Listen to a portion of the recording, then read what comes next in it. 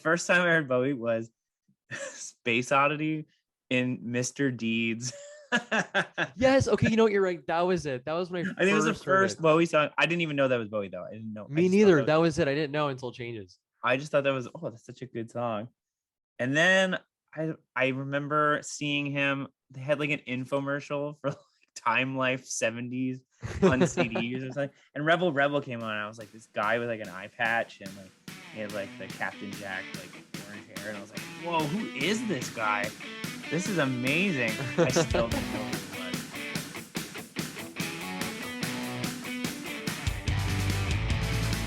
Love is a weapon, God is an animal. We give up over, you'll never get enough. Sorry, son, no one is gonna. Okay. All right. Here we go. Back in business for another episode of the Boys Review. Today, we are doing our first glam album. Actually, I should say like our first Bowie album, because I don't know because we both obviously love glam, but like I don't know if we're gonna necessarily get through all the famous glam albums first or Bowie first. Yeah, So I don't know. First of both. Glam. It's not an exorbitant amount of albums you can cover there. Right. Like it's like specifically artificial music in a lot of ways. Yeah, I know, as a genre, yeah. Yeah, as a genre, it didn't last very long. Its heyday was like 2 years, 3 years. More or less. It's rock's like most flamboyant subgenres, and it's been influenced by a lot, but it's also influenced a lot of rock and metal in general. Just rock in general. But I think it did influence. I don't know if it influenced metal. You would know. No, for sure it did. Sure. I mean, you have bands like Faith No More are kind of like glam metal. That's the true. Chili Peppers take from them too, because the Chili Peppers are more like funk metal, but they definitely took a lot of the aesthetic of glam. All you have to do is look at any metal band that took the aesthetic of glam. Yeah, I mean that's what glam is. It's just a giant aesthetic. Like musically, it's not different from rock music at all. Well, I mean, there's just like the lyrics and the vibe and the aesthetic and the dress. That's basically it. I think a lot so of it too. is just like a lot of it's just sexed up 50s rock. Pretty much.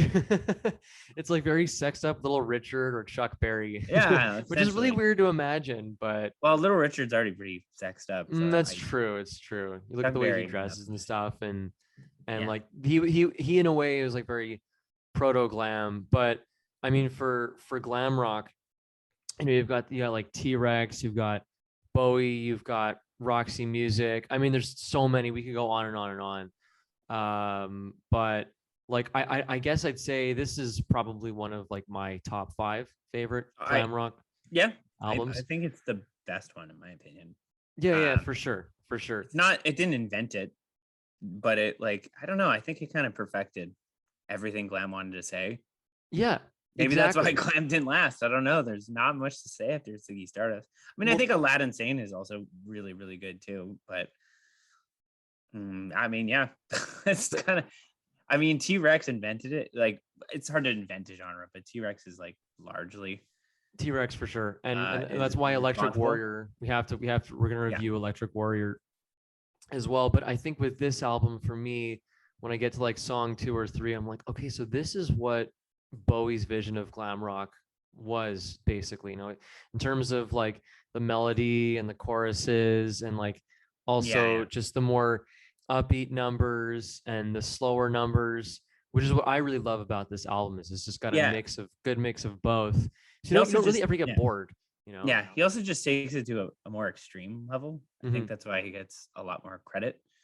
Like T-Rex it's pretty quaint in comparison. I mean, some of the lyrics are pretty out there, but T-Rex themselves were not like, dressing up in like kabuki wear and like these flamboyant like Japanese wardrobes and like red mullets and like that's really out there. That's like bizarre. Exactly. Similar to like Sparks, right? We can't forget Sparks. But even Sparks were pretty weird, but I mean they were still 2 guys. They were like right, yeah. Bowie legit looked like an alien. Like he did legitimately. And he had one hit, but still people didn't know where that came from. they were like, they didn't even think that was the same guy at the time. They were like, who's that? Well, it's because everything he does sounds so different. Like Bowie is just an evolution of sounds, really. Like, I mean, if you listen to this and then you listen to later stuff like Young Americans, the sound is, it's not totally different, but it's very different, and was also necessary for him to move through his Berlin trilogy phase into what happened to be his final few albums. There's just such a crazy evolution. Yeah. And I think this album is what was where he really started coming into his own. I don't know if it was like this was the album where he's coming into his own, or if it was more. I think commercially it was. Hunky Dory is a masterpiece, Mm-hmm. but it didn't sell anything like at the time. Like it was critically acclaimed. People, like journalists, were like, "This is amazing. This is so good. This guy's a great songwriter," but no one bought it. It's arguably just. I mean, I don't know if it's just as good, but it's a masterpiece. It's a classic. But yeah, you're right. This is the one that made David Bowie. Yeah. And no matter what, he did tons of other things, obviously, and I don't think we can pigeonhole him to glam rock. No. But there's a reason people remember him glam rock, because it's probably his most iconic stage ever. Like in terms of, it was the first character he really played, right? Before he did the album that like has commercial value and critical value, whereas like other albums may be more critically acclaimed, and like Let's Dance, for example, I think is still his highest selling album. But we're not going to say Let's Dance has some good songs, but it's not Ziggy Stardust. No, it's not exactly. So it's true. There's a difference between his more commercial better selling stuff and stuff like this, where I mean, this isn't just an album. Like this is a movie, and this is like a phase that he went through, and it was a character that he needed to like kill, because it was basically taking over his life at one point. Like he couldn't. It was him at some point. Fascinating. Yeah, it's the whole album itself is like, it's about a character, but I think people like to say that David Bowie's kind of like inauthentic and artificial, and he's acting, but it's kind of like, well, actors also bring truth to their role, right? They're not just some do, some don't, but like I think there's a lot of truth in this album as well, because David Bowie wanted, in some ways, he wanted to be successful, like a lot of people. He wanted stardom, he wanted fame, he wanted all these things, and then he got it, and he didn't know how to get out of it. Like, he kind of became, he was like acting as his character, and then he kind of became the character, and like as you learn later. If you ever seen Mooney's Daydream, you should check out that documentary. That's next on the list. Yeah, he's always like, deep down, he's an artist. Like he'll go for like commercial pursuits sometimes, or he'll chase like trends and stuff sometimes, but for the most part he does it for the artistic value. And like being in glam rock forever was gonna make him miserable. Like he was gonna lose his mind. And he eventually did change the Young Americans, where he did like soul music, and he did funk, and then avant-garde, but it took him a long time to get rid of Ziggy Stardust. Like the drug problems he developed, and like the terrible spending habits, and like like promiscuity. Like we don't need to go down that hole, but that's a whole phase with Bowie. He's really like he got stuck in it. Like he became, like he kind of lost his mind a little. Lost his mind a little. He did, and even when he changed genres, he was still like stuck in that. He couldn't. It took a long time, like the rest of the 70s, to fix that. So so it's a fascinating album. Well, that's why that's why it's fascinating. They say art imitates life, and it's one of the most ultimate examples. It's the penultimate example Ziggy of that. And Bowie meet. Where do they end? You don't know anymore. Well, David Jones, like timid, mild, introverted David Jones, is like gone by the end of this. So yeah, exactly. Well, that's why it's like when he passed away like 6 years ago, he just left such a mark on music, but to not just on music, but everyone who listened to him, because it's like who was he? He's such a mystery. He's such a, I mean, he that's why he normalized. You got to see this documentary. It like changed my perspective on him.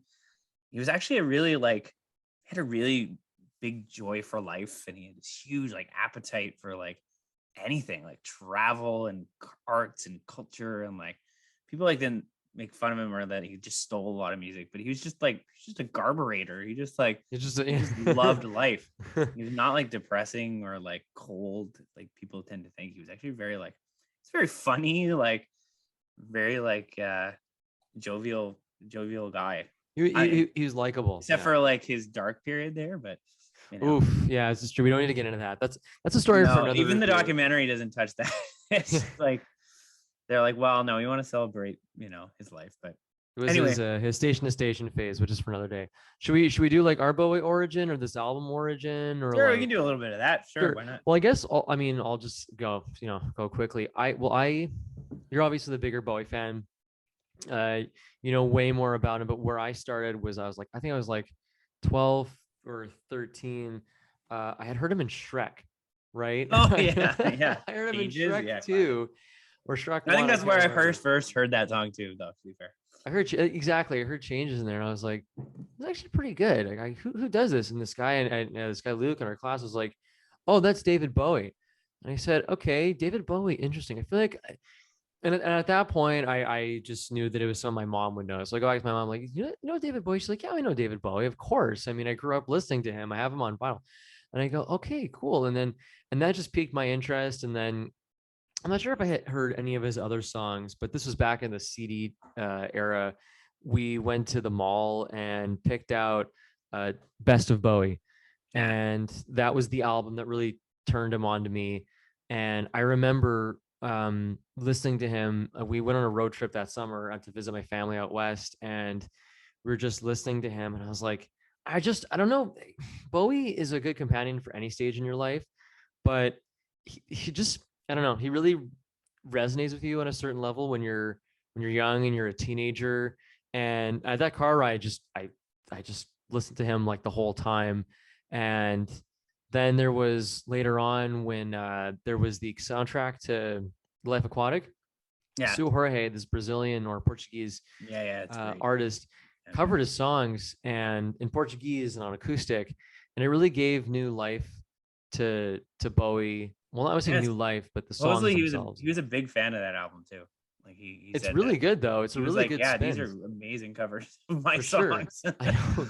I know they're really, really, really good covers, and so I guess that's my story. And then there was the years in between where I listened to Hunky Dory and his '80s stuff. But then I think it was when when you showed me Station to Station.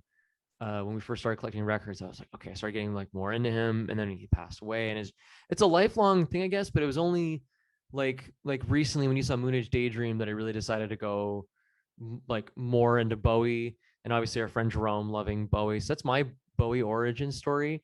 I mean, I'm sure yours is a similar beginning, but yeah, it's not that different, and that's a good point. Like it's a journey. He has a very long discography, like long.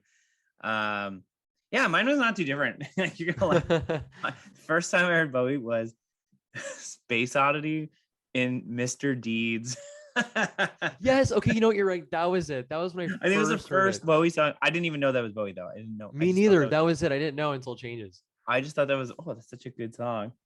And then I remember seeing him. They had like an infomercial for like Time Life 70s on CDs or something. And Rebel came on. And I was like, this guy with like an eye patch and like he had like the Captain Jack like orange hair. And I was like, whoa, who is this guy? This is amazing. I still didn't know who he was. And then my mom had A Knight's Tale, the soundtrack. I don't know if you ever saw that movie. Yes, and Golden Years was in it. I remember. Oh my god, love that song. I was obsessed with it. Oh, me too. I love that song. I heard it when I was like 12, and I don't know what it was. I heard it like it was like just when I was finishing elementary school and going to high school, and it was like a weird time to be alive where like you're like a kid and you're finally becoming a teen. It's a weird, awkward phase. Yeah. And that's exactly what that sounded like to me. And then my mom got me the Best of Bowie because she noticed I was like super into that song and a few others. And I like heard it at our family cottage. And I was like blown away. Every song was so different. Like, yeah, I know. Songs. It's like, how is this the same guy? So I became like obsessed. And then in high school, I got super into him. I got into this album, Ziggy Stardust, Hunky Dory mostly. And and then kind of the hits from there, really. I know Jerome and I were both in it. We would always sing his songs and stuff at like recess. And me too. I know that's how I used to bond, was like me, you, and him with Bowie. Yeah. Jerome liked him too. And I even put him in my like yearbook. That's just fucking a dork. And then in university I went really down the rabbit hole because he has a lot of intellectual stuff, and he likes to reference Nietzsche a lot. And I took he does, yeah. Class, and so Station, and I like all the Berlin trilogy, and like and then I started going in the 90s albums, and like I just checked it all out. I didn't check out any of his bad albums.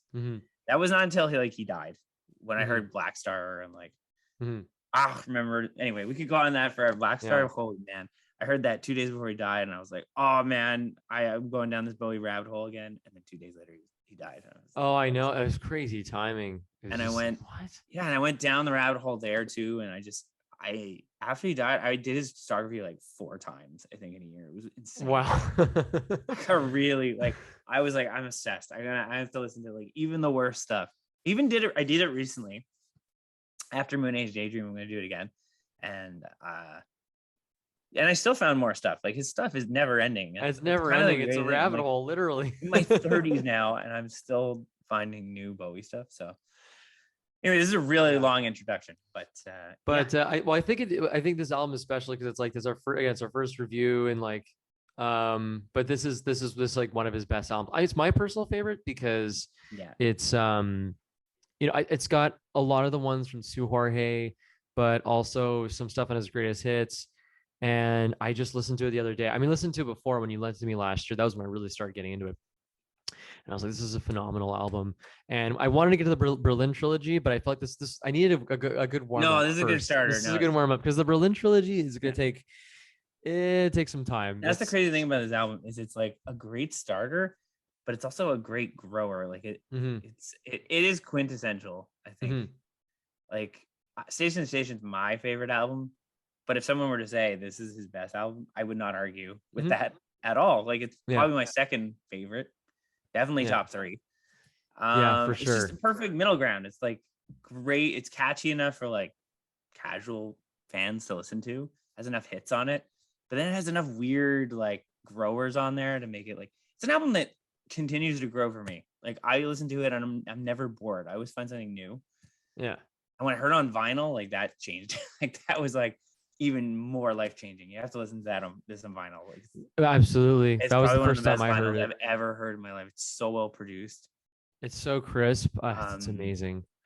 Yeah. So anyways, let's get into it because we got a lot to cover. I guess we'll start with what do we even start with? Like, do we start with the tracks? Do we start with it? I think we'll just okay. Well, yeah, we can just go through the tracks and kind of go tracks. Through the story as it goes. This is technically a concept album, but to be honest, it's kind of flimsy and not really well thought out that way. Yeah. In fact, it's said that Bowie kind of put a story in afterwards. Like he didn't write it with the intention of making a narrative. And you can kind of tell at times, like it's some songs just, if you really look at the lyrics, you're like, well, what does that have to do with Ziggy Stardust or whatever? I know. It's kind of like how Sgt. Pepper is a concept album where they're like, oh, this is a band playing music and they're I don't know, in a park somewhere, and then they're playing these songs. And then by at one point you're like, wait, what does this have to do with Sgt. Pepper anymore? I don't know. You know what I mean? But I don't know. It still works. It flows really, really well. Yeah, I mean, there's a lot of influences on here musically and lyrically, and we could just go from each track to each track. That's a good idea because I think it'll, plus at the end we can add more that we maybe missed. But if we're going by the track listing, if you're gonna listen to this album, I guess we gotta just start. And it's a good album to do this with because it's like I think it has to be listened to this way. Like all the songs work individually, but like it's just such a perfect album. So you have to go. Exactly. Well, that's the way I did it. Same, that's it. Well, so starting with 5 years. Yeah. That's, it's funny because we were talking earlier about how the title track should be kind of the starter in many ways, but I find the buildup actually is what introduces the album for me, and it works well in that way. Yeah, it's such a good it's basically a setting. It's just setting the scene, and it does it like, because it does it so well, it makes you buy the rest of the concept. It's it's just strong start that he could put like 3 songs that have nothing to do with anything, and you would still think it was part of the concept. That's how like strong it is. Yeah. Like that drum beat is so like, I don't know what it's so haunting, and like that like, I don't know what it is. It's like a slow and then a shuffle, like it's like, oh, it's so cool. Yeah. And I don't know, like even the lyrics are so interesting. Like it's from the point of view of like a child, I think, and it's kind of like introducing that this is like the apocalypse, like things are really not what they seem. Supposedly, I don't buy this, but it's like a world where electricity doesn't exist anymore. I did not get this from the lyrics, though. I think that's baloney. I don't think that's true. But it's definitely like based on overpopulation. I think that's the idea. There's that whole part where he's like, never thought I'd meet so many people. Like he says that's so sad, like depressing. And the crazy thing is, I think at that time, the 70s were just a really messed up time. Like no one was sure if they would live another day. Like it's the Cold War, right? Like people thought it was going to be the end of the world every day. Yeah. So it's like, it's very like, even Bowie himself, like a lot of these early albums, a lot of his lyrics are just about like apocalypse, end of the world, like dystopian futures. Yep. And that's just what the song's about. It's really dark. And supposedly by the third verse, it's not even the kid anymore. It's just Bowie speaking, which is even creepier. It's really creepy. Yeah, and like that ending where he's just like screaming, there's 5 years left. He's like, 5 years, like that's, man, that it gives me chills. I know. I love that part. That part is kind of like in Heroes when his voice breaks, when he's trying to hit that octave. Yeah, I love that part. The first time I heard it was Sue Jorge, but I love the lyrics to it. I love the build up, and basically it does introduce what it is. It's like an alien who's telling people you have 5 years to live. And when, again, I didn't know what it was about, but when I heard it, I was like, oh, I get it. So that's why he's screaming 5 years at the end of it. Yeah, no, but that's the crazy. I used to think it was Ziggy Stardust or whatever, but it's actually like just Earth. It takes place on Earth. And the person screaming at the end is supposed to be like David Bowie, which is super interesting. He's like, David Bowie exists within this world, and he's like, it's kind of super meta at the same time. It is super meta. I was gonna say, but I love the screams. And again, there's like 2 big criticisms towards Bowie. And that one is that he never invented any genre himself. And that's fair. He didn't. But who cares? I don't know how that's a measure of art. Who cares? Like, is that a contest? Like, anyway, number 2 is that he's very inauthentic and cold and whatever. But man, come on, like that's so heavy, that performance. Even if I see a lot of warmth in it, if anything. It's and that got a lot of years at the end. Oh, it's devastating. It's devastating. Yeah. And like I've heard this song like throughout the years, through all the terrible things we've had to go through as a world. And like I don't know, it tracks. And like when he finishes that final scream, and there's that like, and the drums come back in like that. Oh, so good. I know, that's what I love about it too. I love the music of it, the not just the lyrics, and I guess it's just like also Bowie's style of singing and writing, which is, I don't want to say dark or it's pretty dark. It's pretty dark. There's a hint of sarcasm too, but there's a hint of humor to it as well. And there is humor to it as well. That's a cool thing. It's like, it's an album that's, it's all like, it's aware of how absurd it is at times too. Like, if it wasn't, it would be insufferable. It would be really pretentious of an album. So yeah. So but yeah, so that's I mean, Jesus, like we can go on forever about 5 years. 5 years is like so much going on. Top one of the tops. But it's one of the tops for me.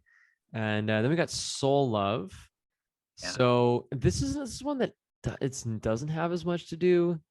Is this the one that doesn't have as much to do with the rest of the album? Not really. I think it's more about like Bowie's nihilistic view about love. That he has no need for it. It's kind of useless, pointless, and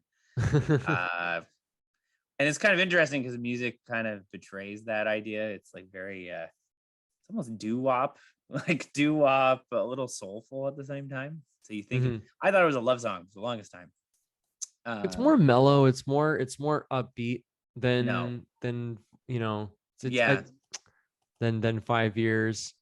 But even the line like "love is not loving," I'm like, what does that mean for the longest time? And then I'm like, oh, it's just like loving is a politer way of saying like, I don't know if we can swear in this video, but you know, having physical intimacy doesn't necessarily mean love. Doesn't have anything to do with love. So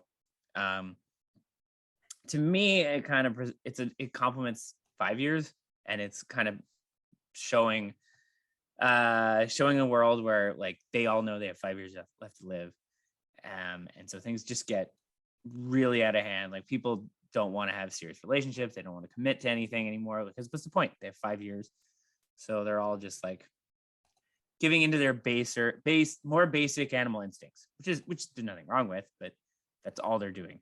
And I think that's important because it sets the scene for Ziggy Stardust, who is like this, you know, very open, sexually open, you know, promiscuous, all-knowing, I don't know.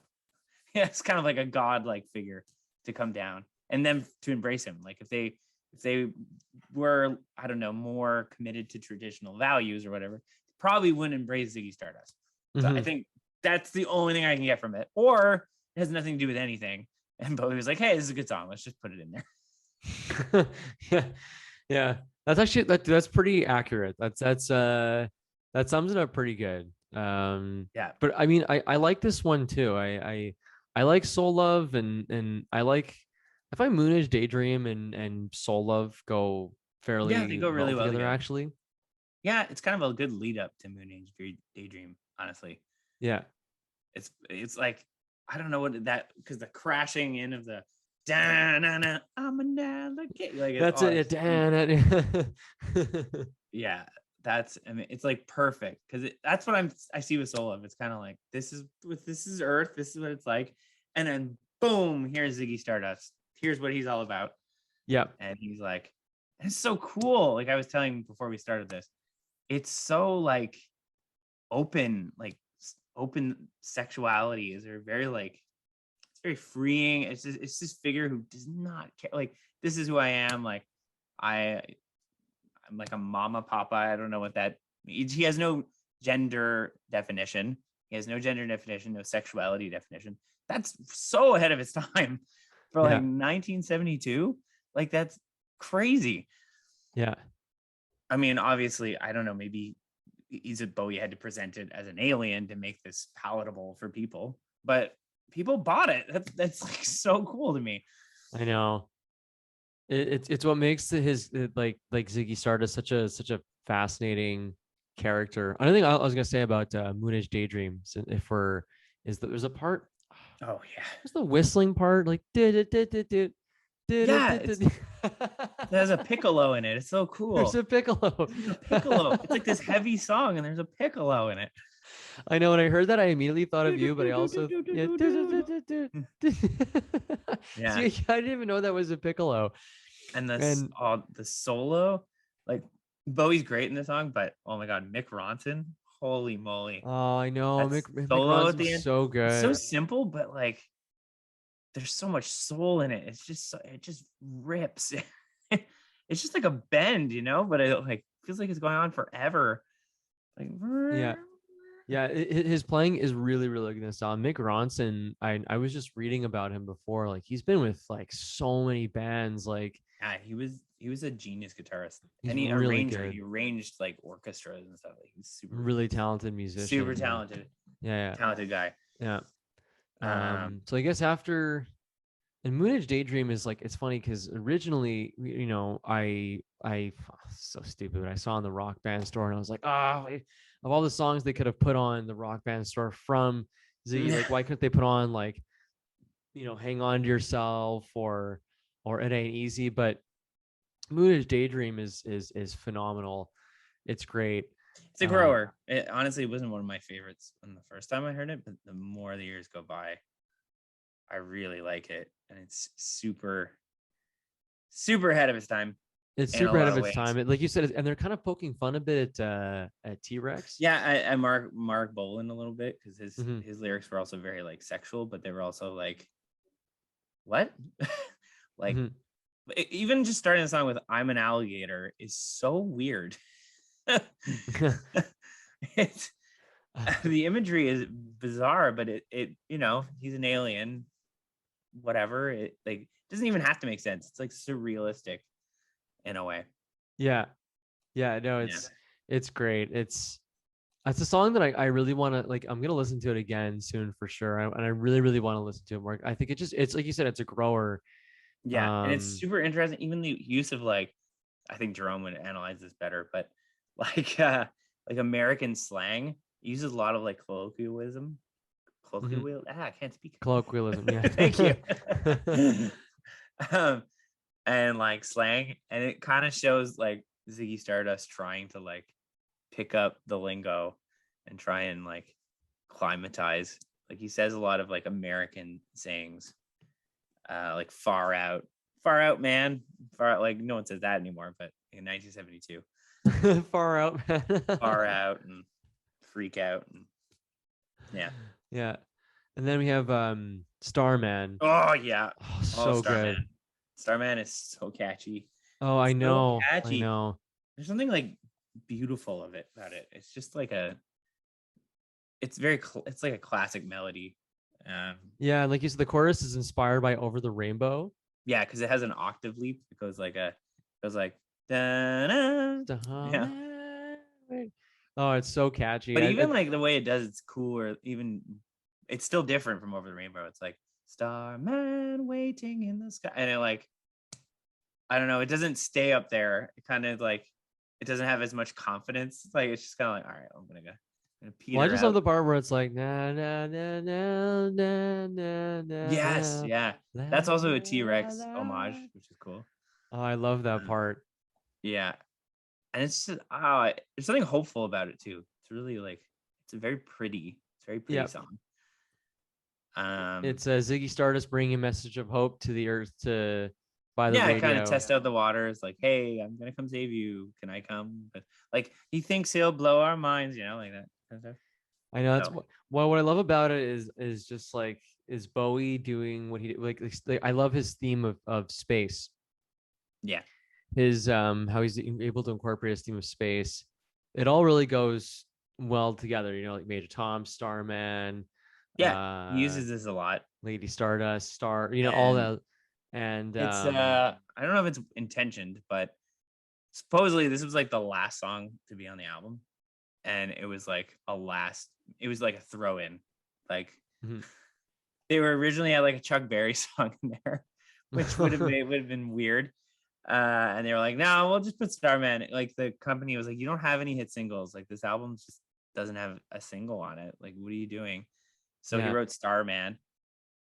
And I wonder if it was a joke, but who cares? It's so good.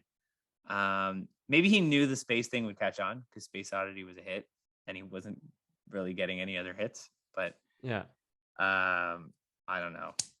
It's just amazing. I just love it. I love it. I think it's so I think it's one of his best melodies, honestly. Me too. I honestly, for a guy who writes like pretty good melodies, this is like, he writes a lot of good melodies. I would say Bowie focuses a lot on like the aesthetic and the vibe and the lyrics a lot. Sometimes he doesn't always focus on the melody, but Starman is like, shows that when he wants to, like, he can write a great melody. And like having an octave leap in there, man, like, come on, like, no, not everyone can pull that off. Yeah, and he does it in Life on Mars too. He does it on Life on Mars also with the Life on Mars, you know, like. Yeah, it's one of my favorite Bowie melodies, and I like a lot of his melody. It was like his first major hit since Space Oddity too. Yeah, and it was a huge thing. Like he was on like Top of the Pops or something, and like all these bands saw them. Like the Smiths saw it, the Oasis, like U2, all the Echo and the Bunnymen, like all these 80s bands were like they changed their life. It's kind of like seeing the Beatles on Ed Sullivan or whatever. It was huge. But, yeah, let's move on. So much exposure. Yeah. And Starman is just, it's so good. It's also one of my favorite. I mean, again, it's hard to pick favorites in this album, but like Starman is like, I used to think like Suffragette City was, because I like upbeat numbers, and I used to go, oh man, I didn't even know Suffragette City was off this album, but I kind of like Starman a little better, almost. Yeah. Also because I just like the lyrics, and Suffragette City is more. Well, we'll get into Suffragette City later on, but Starman is a classic. And then we got It Ain't Easy. Again, love It Ain't Easy. It's not quite as what would you say, like the lyrics are also kind of ambiguous, but they are more personal. It's like Bowie, maybe is it like Bowie talking about his experience of being that famous could be it too. Rock star. It's not really necessarily there's something personal here. He didn't write it, but he clearly identified with the song. He clearly liked it enough to put it on there. And some people say it's the weakest one, and I don't agree. I don't. I think it's really catchy. Yeah. And there were other songs written for it, I think, and that were more with the concept. But no, I like it. I think it works with the concept, and I think you're right. I think it's like it's about struggle, you know, and it adds something to the story. If you're following the story, if you even care about this concept at that point. But like it works in that, like, Ziggy Stardust didn't come down to earth and like immediately was successful. Like that's boring. That's a boring narrative, wouldn't you think? Like, especially since he has, like, let's be honest, he has like Jesus like qualities. Do you think Jesus was like accepted right away? No. He clearly was not, and it didn't really work out for him. And it didn't work out for Ziggy Stardust. So it's good that they have that struggle in there, that like it's not going to be as easy as he made it seem. I thought, well, that's it. Like I kind of interpret it as Bowie talking about how like stardom isn't easy, or being a musician isn't easy. Yeah, exactly. Like that's kind of what I get from it personally. For sure. And that it's like we were saying, like a lot of this album is shockingly biographical, autobiographical.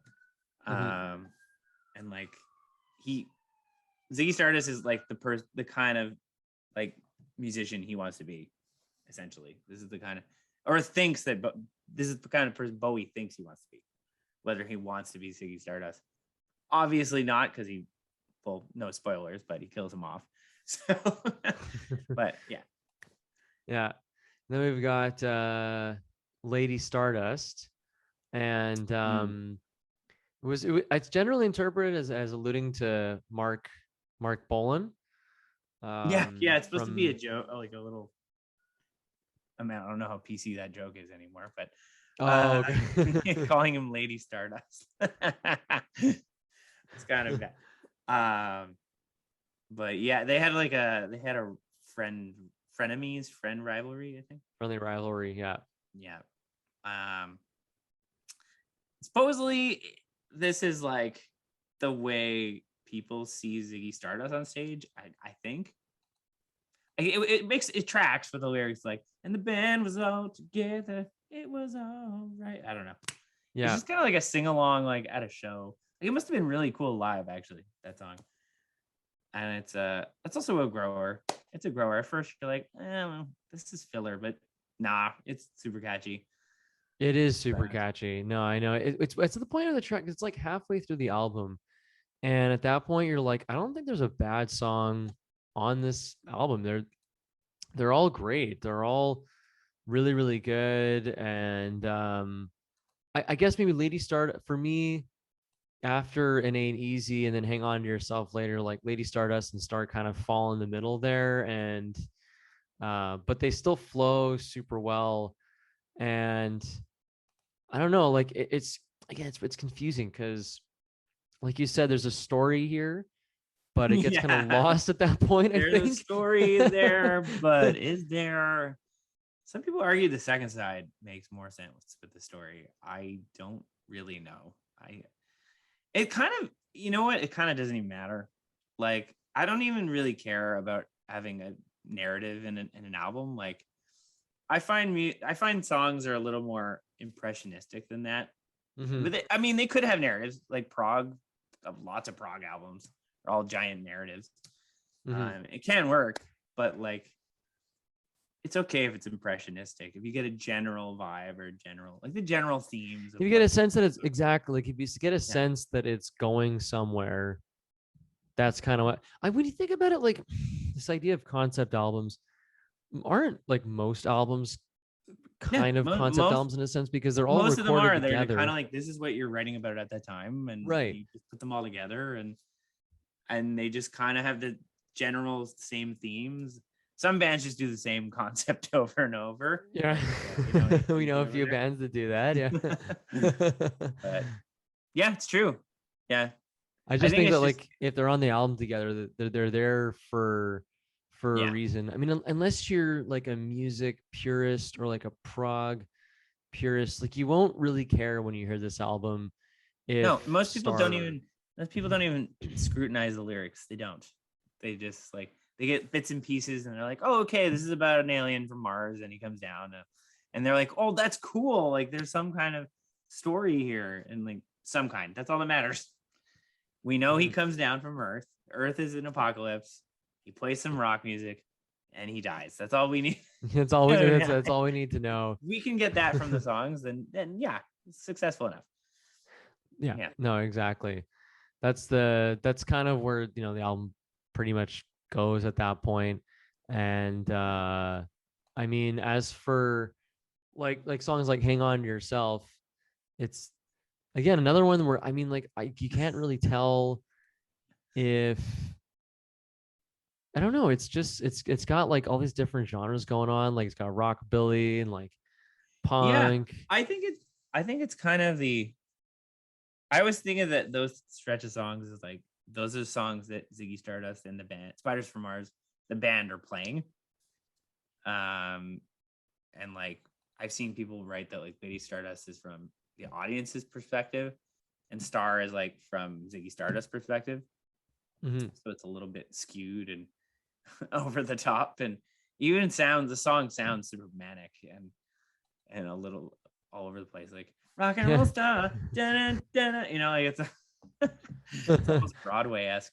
But Hang On to Yourself is kind of like, I don't know. I feel like that's, if there was like a movie, that would be the song that they're playing, and they won over the crowd. And they're like, this is the moment Ziggy Stardust, the Spiders from Mars, become like rock stars. Like, Hang On to Yourself. Like, that song's so good.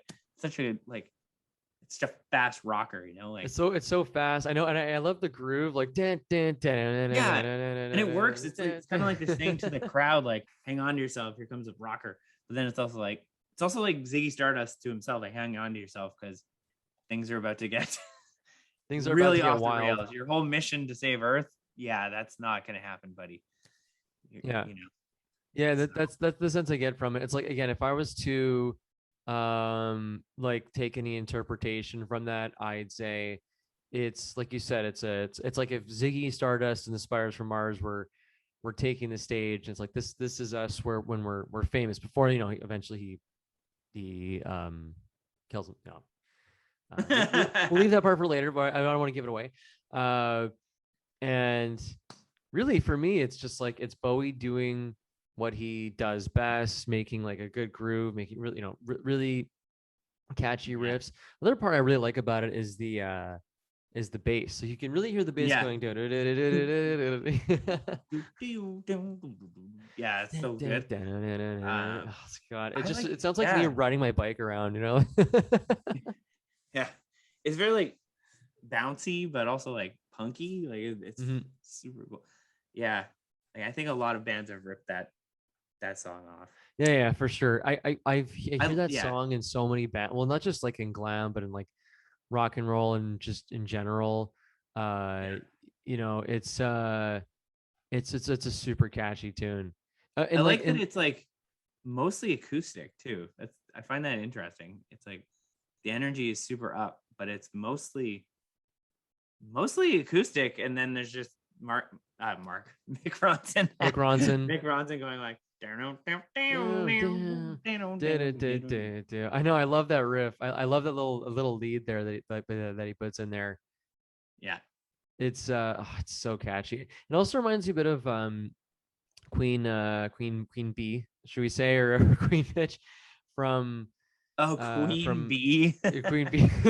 Queen female dog. Yeah. Why am I calling it that? Yeah, it does sound like Queen female dog. Queen female dog from Queen Itch. Queen.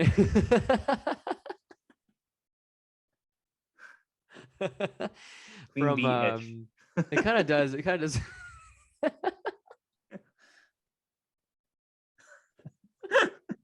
Sorry. Oh boy. Okay, fine. We'll just call it that. It does sound like Queen Bitch from Hunky Dory. Yeah. Like just Bowie's really good at, like I said, doing the more choir numbers with the upbeat numbers. I find that's what is so good about him, is like the contrast in his music. Whereas like Bowie can write also some really dreadful like slow tunes. We're like, oh my god, when is this going to be over? Or he can write really catchy upbeat stuff like Queen Bee, or I mean, yeah, like Queen Bitch or Modern Love, or which, like, why am I even throwing? Bowie is so all over. I can't even throw Modern Love in there. That's later stuff. Yeah, but there needs to be like, that's the glue that holds the album together. And like that's what, like, Hang On Yourself just sounds like quintessential Bowie to me, you know. Which makes it like one of my favorite tracks from the album. Again, not even the best one necessarily. It's hard to put your finger on what the best one is, but if I was to put my finger on anything, I would say Ziggy Stardust, because it's the one that actually tells you what the album is about. Like, finally, it has like all the exposition, all the character development is all in one song. Yeah. And that's at the end of the album. I know. Like, I know. It's like, okay, here's what happened, and he's in a band, and then got too big and did a bunch of drugs, and he died. And he died. I know. That's it. Well, and they had to break up the band. And that's the whole story about a bisexual alien rock star who is a messenger for extraterrestrial beings, who's warning everyone's apocalypse. What's great about it is that song works without the concept, because Ziggy Stardust can be like literally any rock star from that time. I know, that's what's amazing about it, because when you hear it, you're like, I don't think this is just about Ziggy Stardust. This could be about. No, it's not. That's the best part. Yeah. Any himself. It could be like, supposedly, like, there are references to Jimi Hendrix in there. Yeah. Mick Jagger. There's what else? Supposedly Ziggy Stardust. Like, I looked up who Ziggy Stardust is based on, and there's so many things, so many like theories. It's crazy. Yeah. There's like one guy named Vince Taylor that like no one knows anymore, but he like lost his mind. Yeah. And he was convinced that like aliens were coming to save him or whatever. Yeah. There's like a Stardust cowboy, or I forgot his full name or whatever. So he took the name Stardust. Ziggy was from like a clothing store. It was called Ziggy's. And it also reminded him of Iggy Pop. So he took that one too. Iggy Pop is in there. There's a little Reed in here. There's a little bit of Jimi Hendrix. A little bit of Elvis. Like, really, it's like you said, like any rock star who really was, like, you get the sense that when you're hearing that, like, it's not really just about Ziggy, because you get the sense that it could be about Bowie himself. No, that's what makes it such a special song. I think like off the greatest hits, it was one of the ones that I got into like the most, because I just love that guitar riff, like every time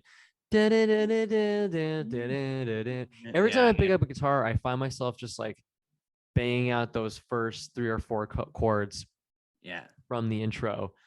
And like, you know, really it's such an important part of the album. I wish, like, sometimes I wish I had like a time machine and I could like just see him perform that live. It's just such an incredible, it's like I said, it's one of his best characters.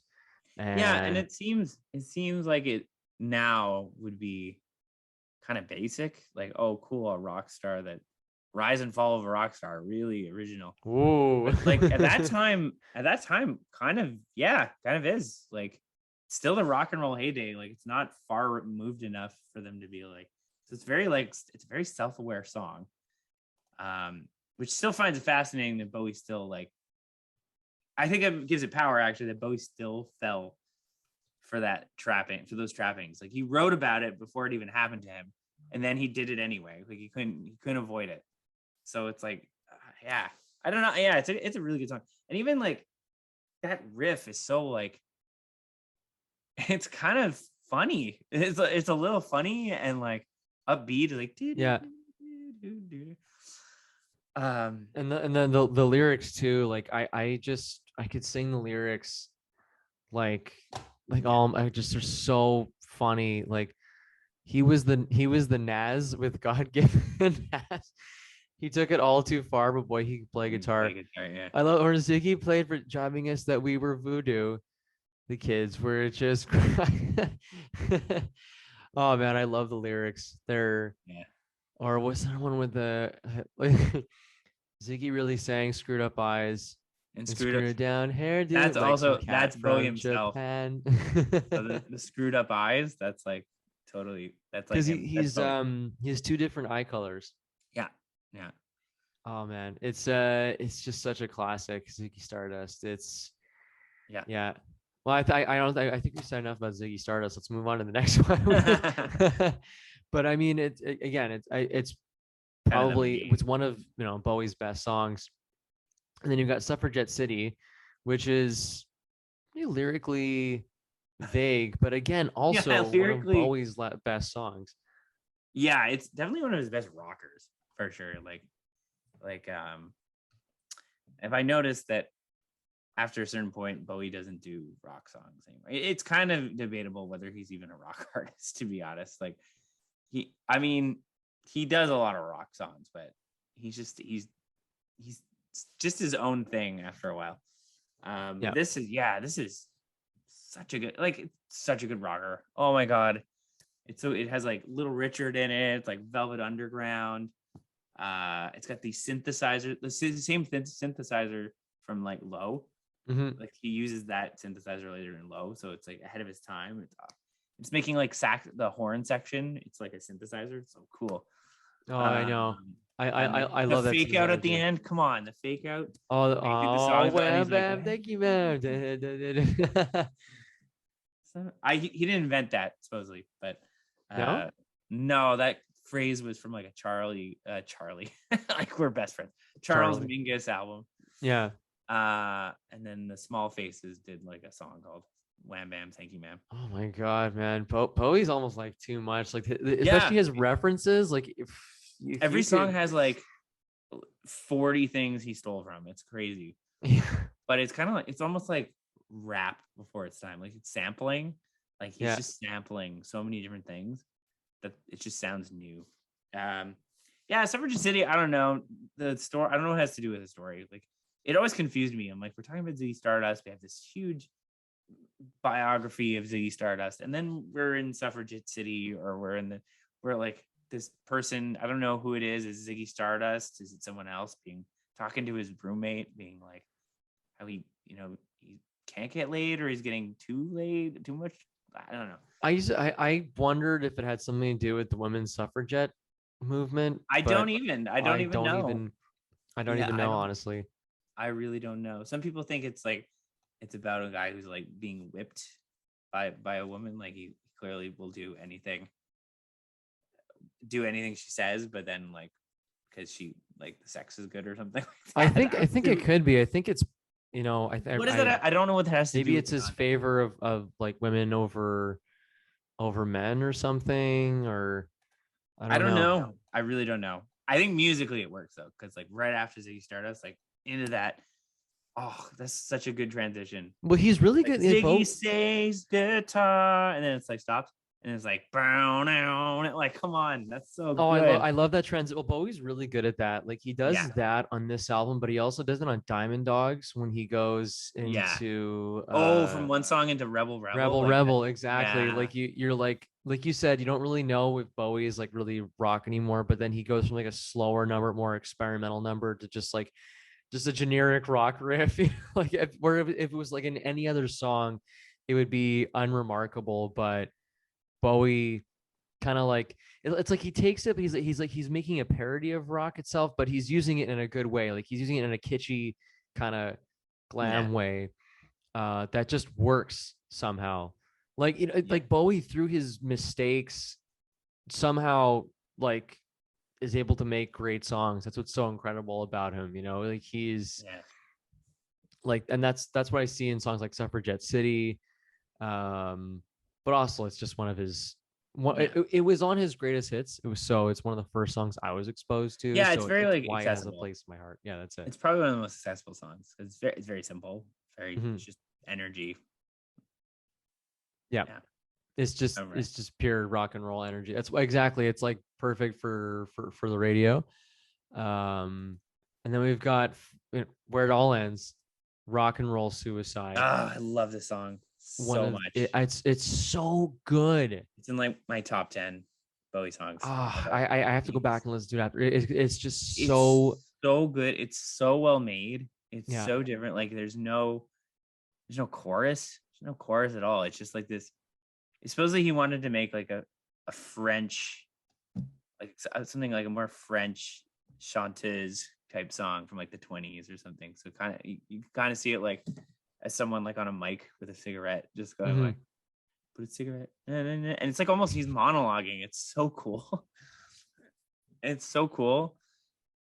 And it's almost like he's just commenting on like the absurdity of rock music itself and the whole like mythology behind it, and like that's why I'm like always hesitant to even make him a rock star, because like he fell prey to it, but you kind of know he's too smart for it. Like he's too restless to even really be a rock star. Like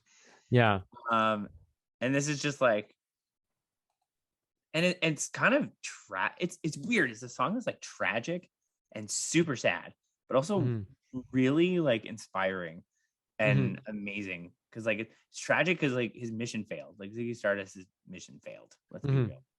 I'm not sure if he saved Earth. It's very not clear anymore, but he clearly leaves Earth not really fixing anything, and he's he dies on stage. He's just, this is it. Like he's like has no band, no one loves him anymore. Like he didn't succeed in his mission, and he's just like, that's it. That's the end of me. But then like at the end, it's just like when he's like, you're not alone and you're wonderful, like that. Oh my God. I know.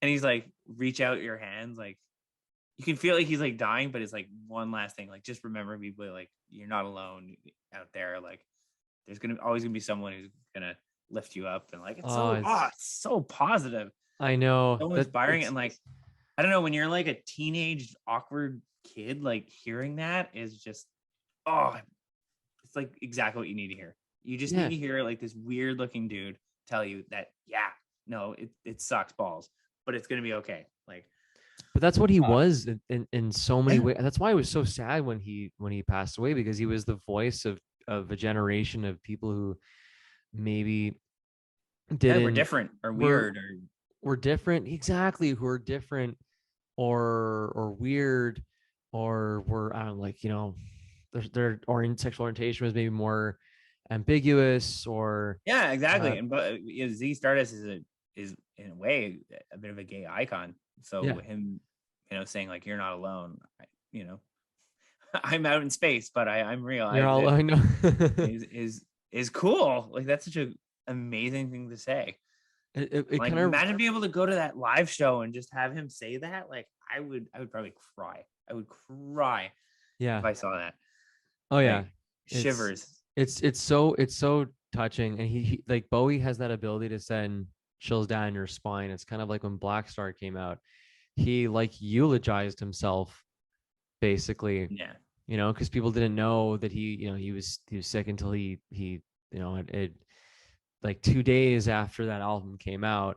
And Rock and Roll Suicide is him doing what he does best. Like it's just such a like the lyrics you're looking here, it's like just they're just like, yeah, just turn on with me and you're not alone. Let's turn on with me. Let's turn on and not be alone. Give me your hands because you're wonderful. Yeah. Wonderful. Give me your hand. Yeah, it's like it's almost like a sermon. It's so like, I know, wild, and there's something also slightly cheesy about it in the perfect way. Mm-hmm. Like the horns in the string section. It's almost like the end of a Disney movie. It's kind of, yeah, but it wraps it up so perfectly. Yeah, it's at the end. End scene, end album. It's like, wow, it's just a hell of a way to end an wrap album. it up. Yeah, which, you know, like in Ziggy had to, it happened in real life almost. He had to kill that character, or else he was never going to be able to get rid of it, you know? Like it's a heck of a way to end the album. Really, truly. Like it's just the collapse, like an old washed up rock star. It's just, it's a perfect sandwich of an album.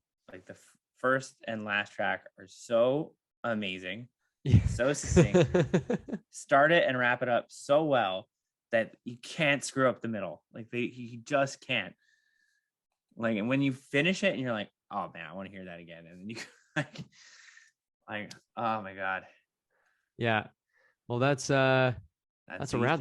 I know there's no other songs. It's like, it's crazy because you think you just go on forever. Like, yeah, that's one of those albums that like it's rated like super high, one of the best albums of all time, and I absolutely agree. Like 100% deserves it. Mm-hmm. Definitely one of the best rock albums ever made. Yeah, 100%. It's that's why I just like, I gotta review this album, because even the covers is cool too. Yeah, like it's just so like authentically Bowie, and it's something like late nighty about it. There's like some sci-fi elements to this, so there's like that late night vibe. It's not Rocky Horror Picture Show or anything like that, but but yeah, there's like a late night midnight movie vibe about that cover. I've always gotten that vibe with the cover, and it needs, like you said, it needs to be heard on vinyl. Like that was what really got me into the album, and really what makes me want to check out even more Bowie, because like I have to hear the evolution. I have to hear, it's like a story. Like I have to like listen, like Aladdin Sane is the one after. Like I have to hear. Yeah, Aladdin Sane's really good too. Honestly, it's really solid. It's kind of like he kind of goes from where Suffragette City leaves off, like that kind of style, and then it makes an album around that. It's like that and like Soul Love a little bit. It is a bit of a sequel. It's a bit of a sequel. Supposedly it's like Ziggy. It's like a concept all about Ziggy's time touring America. Like it's almost a prequel, actually. It's before he dies, and like that's the idea. It's a must-hear album in his discography, because it just sets you up for what he becomes. There's people that don't even like Bowie that much, and they like this album. It's just one of those. Yeah, one of those albums. Yeah, I mean, the musicianship on it is just phenomenal. I mean, what do we do? Give it as a final I'm giving it a 10. Like, give it a 10. Yeah, I gotta give it a 10 too. I give it an 11 on 10. Like I said, like I love this album. Holy moly. I know. I can't say a bad thing about it. What really gets me about it is the fact that it's supposed to be a concept album, but it just doesn't work as a concept album. It doesn't even matter. Yeah, it doesn't even matter. Like, it's great. Who cares? I don't need that. Yeah, I know. Yeah, and even like if I were to do top songs, even the ones below it are still really great. I'd probably say 5 Years, Starman, and Rock and Roll Suicide are my 3 favorite. I gotta go with. But then Moonage Daydream, Suffragist City, Stardust. Like those are all amazing. And Hang On Yourself. So the whole album basically classic. Yeah, I know.